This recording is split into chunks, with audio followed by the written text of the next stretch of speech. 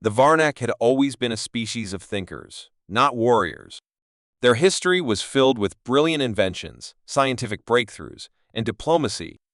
In the vast expanse of the galaxy, where power was measured by the size of fleets and the strength of armies, they were seen as weak. Other civilizations mocked them, treating them as little more than an afterthought. The Exilari Empire, the most feared force in the galaxy, saw the Varnak as insects useful for trade, but never a threat. The Varnak had no choice but to accept their place, avoiding conflict and surviving through careful negotiations. But no matter how much they tried to stay out of trouble, the powerful empires always reminded them of their weakness. Trade agreements were unfair, border disputes were settled with intimidation, and their pleas for fairness were met with laughter. They had no allies, no military power, and no future beyond being servants to the mighty. That was until the humans arrived. No1 took the humans seriously when they first entered the galactic stage. They were a small species, with only a handful of planets under their control.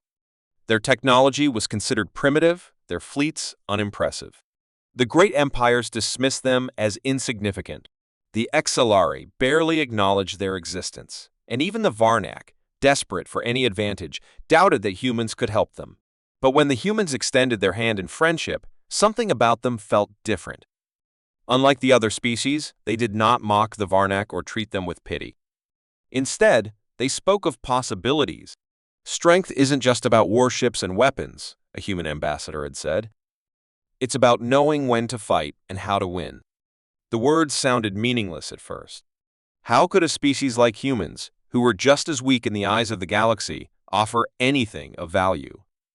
But as time passed, the Varnak saw something they had never seen before, a species that refused to accept their place in the hierarchy of power. The first real test came sooner than expected.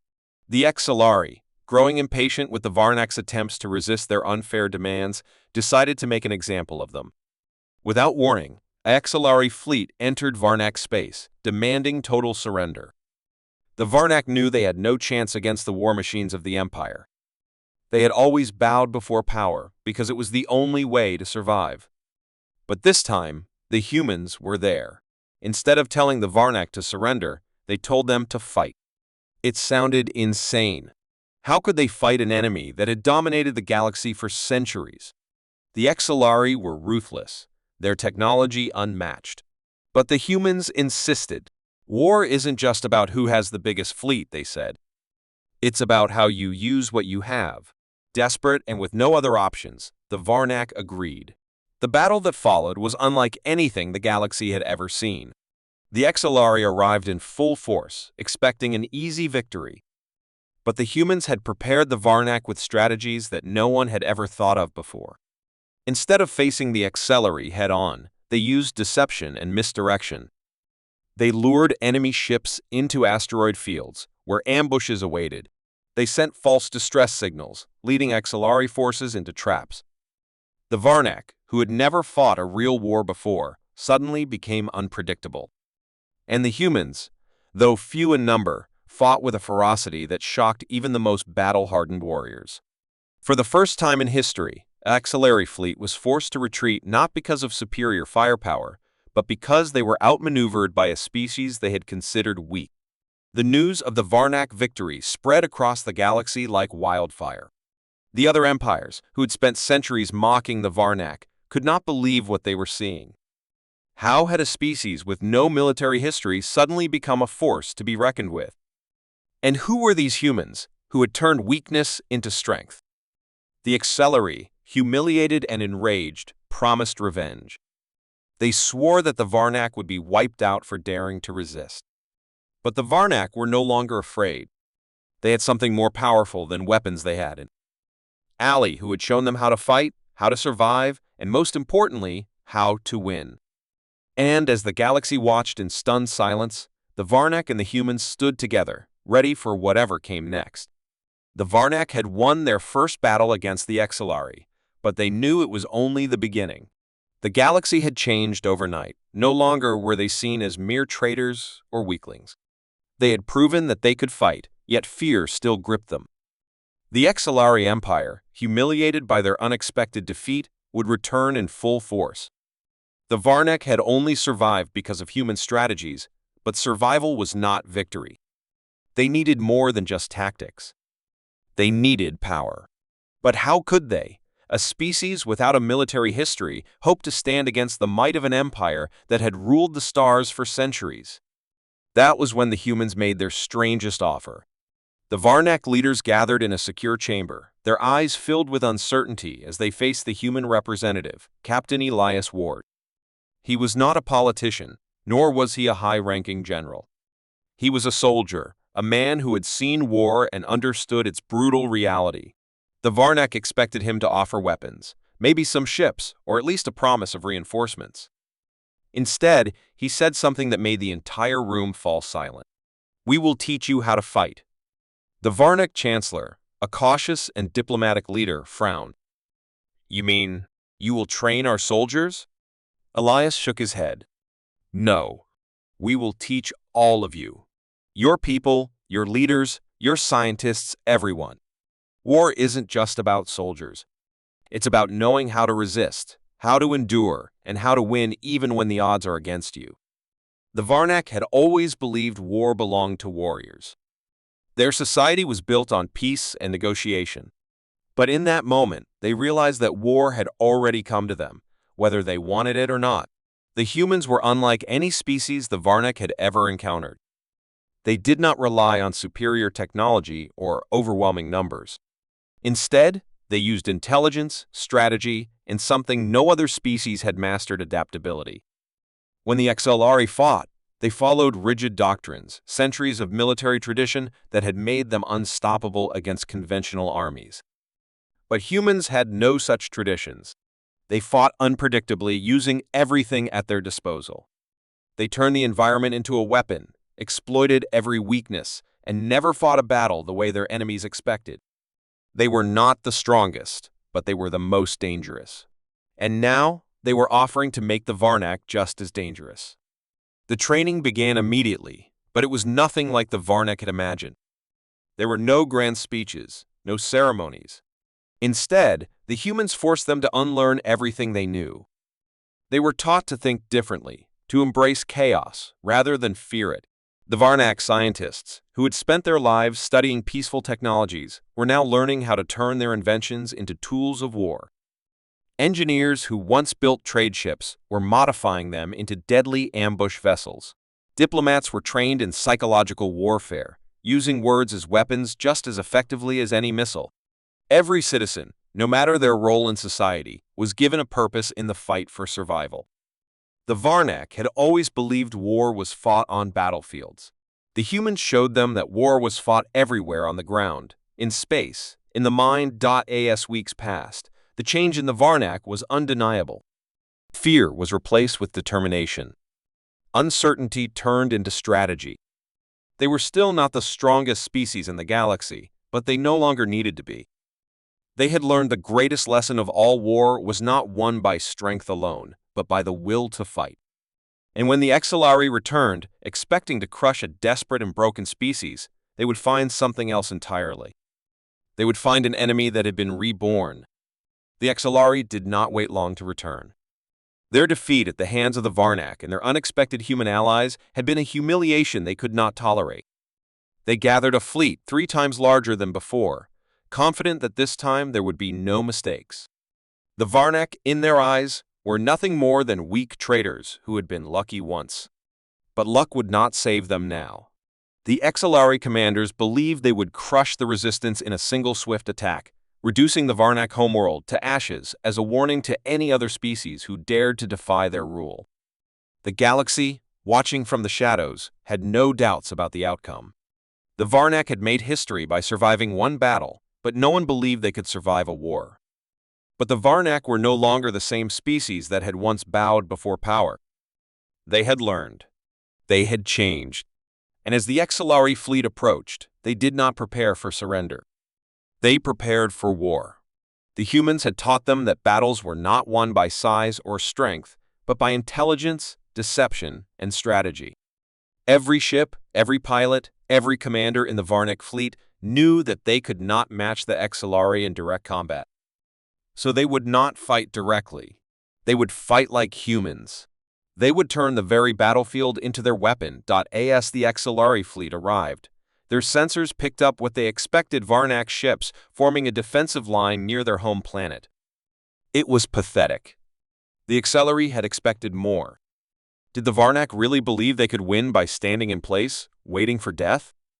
The XLR admiral gave the order to advance, confident that this battle would end quickly. But as the first wave of XLR warships moved forward, something strange happened. The Varnak ships did not engage. Instead, they began to retreat. It was not a full retreat, but a slow, controlled withdrawal. The XLR saw it as fear. They laughed, believing the Varnak were already breaking under pressure. But they did not realize that every step forward they took was leading them into a trap. Suddenly, without warning, the battlefield came alive. Hidden mines, placed in precise locations using human tactics, detonated across the XLR ranks. Ships that had confidently advanced were torn apart in an instant. Panic spread through the fleet, but before they could react, the Varnak ships changed formation. Instead of running, they struck with precision. They did not aim for the strongest warships. Instead, they targeted supply ships, communication relays, and escort vessels. The XLR, who had always relied on brute force, found themselves unable to organize their counterattack. As the battle raged, the galaxy watched in stunned silence. Live transmissions from various observers spread across the known worlds. No one had expected this. The Varnak were fighting like seasoned warriors. But it was not just the Varnak. They were using human strategies, human unpredictability. The XLR were supposed to be unstoppable, yet here they were, struggling against a species they had mocked for centuries. The battle, which was meant to be a swift and brutal execution, realizing their mistake, the XLR admiral ordered a full retreat. But there was no escape. The humans had taught the Varnak to control the battlefield, and every exit route was blocked.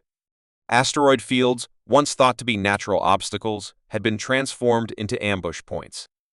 Solari ships trying to flee were cut down one by one. Their once mighty fleet was reduced to scattered survivors, barely able to escape the slaughter. When the battle finally ended, the impossible had happened. The Varnak had won again. The galaxy, still watching, was forced to face a new reality. The Varnak were no longer weak. And the humans, the species everyone had ignored, had just changed the balance of power forever. The news of the Varnak victory spread like wildfire. Across the galaxy, leaders, warlords, and emperors sat in stunned silence as reports came in. The XLR, the most feared empire in the known universe, had not only been defeated, they had been humiliated. Their massive fleet, once thought invincible, had been crushed by a species that had never fought a war before. But the most terrifying part was not the Varnak themselves. It was the humans. A species no one had taken seriously had rewritten the rules of war, and now every power in the galaxy was questioning everything they thought they knew. The weak had become strong, and the strong had proven to be vulnerable. Fear, cold and relentless, began to creep into the minds of those who had once ruled without challenge. In the grand halls of the XLR Empire, chaos erupted. The Emperor, a being who had never known defeat, he demanded explanations, answers, anything that could make sense of what had happened. His admirals, once so confident in their power, had nothing to say. Their fleets had been outmaneuvered, their strategies broken, their arrogance shattered. The humans had turned war into something unpredictable, something terrifying. And worst of all, they had given that knowledge to the Varnak. The Emperor slammed his fist against the war table, his voice shaking with barely controlled rage. "How?" he demanded. "How did this happen?" But no one had an answer. The XLR had always believed war was simple. Whoever had the strongest fleet would always win. But now, they had been proven wrong. The fear in the room was palpable. They had never been afraid before. Now, they could think of nothing else. Beyond the XLR, the rest of the galaxy watched in silence, unsure of what to do. Other empires, once comfortable in their power, began to question their own strength. If the mighty XLR could fall, who would be next? The Varnak were not conquerors. They had no empire, no history of aggression, but they no longer needed one. With the knowledge of war given to them by the humans, they had become something even more dangerous, an unpredictable force. And the humans themselves? They were an enigma, a mystery that no one had seen coming. How could such a young species, with so few planets and no great fleets, have created strategies that could bring down an empire? What else were they hiding? What other secrets did they hold?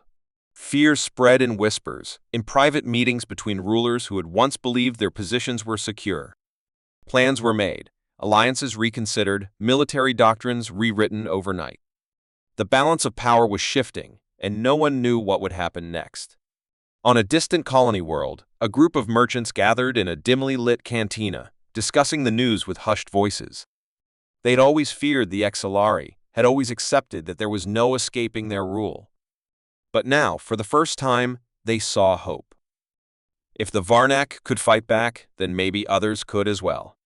Maybe the age of fear was coming to an end. But even as hope grew in some, others felt only dread. If war had changed, then nothing was safe anymore. The old rules no longer applied. The galaxy had entered a new era, one shaped by a species that no one had expected. And far away, on a hidden world, the humans watched. They knew what was happening. They knew the fear they had created. And they knew it was only the beginning. The galaxy had changed. The Exilari had fallen from their throne of dominance. The Varnak had risen from weakness. And the humans once ignored had become the most feared and mysterious force among the stars. Every empire, every ruler, every warlord now watched with a mix of fascination and terror as the balance of power shifted. But the war was not over. The Exilari had been humiliated, but they were not destroyed. Their fleets still stretched across the stars, their armies still numbered in the billions. They would return, stronger and more desperate than before. And the Varnak knew they could not stand alone. That was why the humans had proposed something that no one had ever dared to suggest before, an alliance not built on power or conquest, but on something far stronger. Trust. It was not a place of grandeur like the palaces of the Exilari or the marble halls of the Varnak. It was simple, practical, efficient, just like the humans themselves. The Varnak Chancellor, a leader who had once believed peace was the only path, now sat across from the human commanders who had taught his people how to fight. There was no ceremony, no meaningless rituals. Humans did not waste time on such things. Instead, Captain Elias Ward spoke directly, his voice calm but firm. We both know what's coming.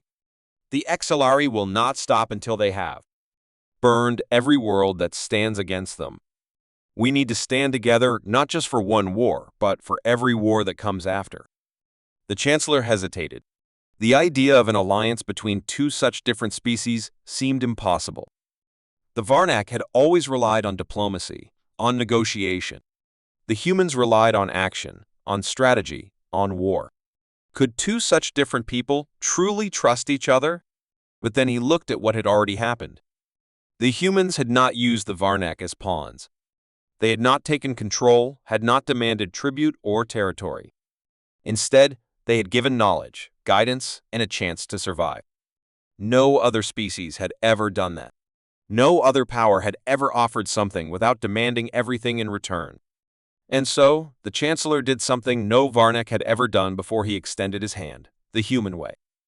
Elias took it without hesitation. In that moment, the alliance was sealed, not by words or contracts, but by something far stronger. A promise. The news of the alliance spread fast, and the galaxy reacted with shock. The Exilari, upon hearing of it, were furious. To them, this was an abomination, an insult to the natural order. The weak were not meant to rise. The strong were not meant to fear. And yet, they did. Across the stars, other species began to take notice. Some, who had lived under the shadow of empires for too long, saw hope. Others who had thrived on power and domination saw a threat unlike any they had faced before. The Unbreakable Alliance was more than a military pact. It was a shift in the very foundation of the galaxy. War was coming, And this time, it would not be fought by the old rules. The humans and the Varnak had proven that war was not just about power, but about intelligence, about resilience, about trust. The Exilari would return, but they would not find the same enemies they had faced before. They would find something new, something stronger, something they could not break. The alliance had been formed, and with it, a new future for the galaxy had begun. The battle for survival was no longer just about one species. It was about all who refused to be ruled by fear.